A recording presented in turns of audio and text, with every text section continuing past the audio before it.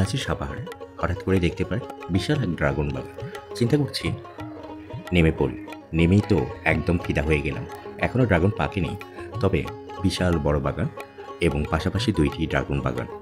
আমাদের গ্রাম্য অঞ্চলে ড্রাগন নিয়ে অনেক হইচই পড়েছিল, তবে এখন কিন্তু সেই হইচইটা নেই। ড্রাগন চাষের উপর অনেকেই ঝুঁকি নিয়েছিল, তবে ড্রাগন চাষে অনেক কৃষক লাগে, অনেক খাবার লাগে, অনেক শ্রম লাগে, আর অনেক জমিও লাগে। তাই ছোটোখাটো পরিবারের, মধ্যবিত্ত পরিবারের মানুষজন এই ড্রাগন চাষ করে তেমন উন্নতি করতে পারেনি। হ্যাঁ, তারাই ড্রাগন শখে চাষ করেছে, যাদের শয়ে শয়ে বিঘে জমি আছে তারাই ড্রাগন শখে চাষ করেছে। এবং শুধু ড্রাগন না, সাভারের মাটিতে বিশাল বিশাল মাল্টার বাগানও আছে।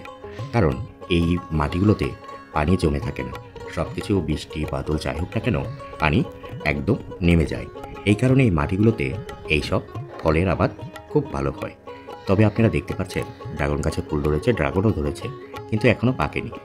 ড্রাগন বাগানের সঙ্গে সঙ্গে পেয়ারার বাগান, লেবু বাগান এবং বড় বড় আম বাগানও রয়েছে। এই ড্রাগন চাষি এই মালিকের পাশেই রয়েছে অনেক বড় লেবু বাগান।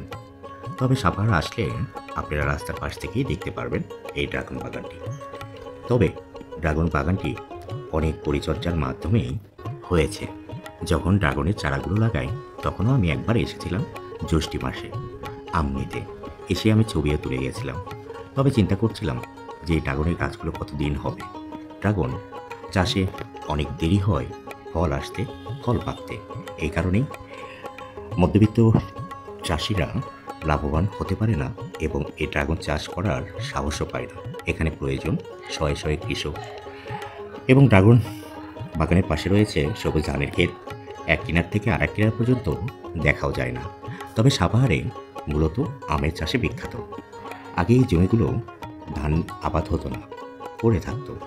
একে একে আমের বাগান করতে গিয়ে এখন সাভার যেন ফলের রাজ্য হয়েছে। যে কোনো ফলই সাভারে আসলে পাবেন। সবাই ভালো থাকবেন, সুস্থ থাকবেন। ধন্যবাদ।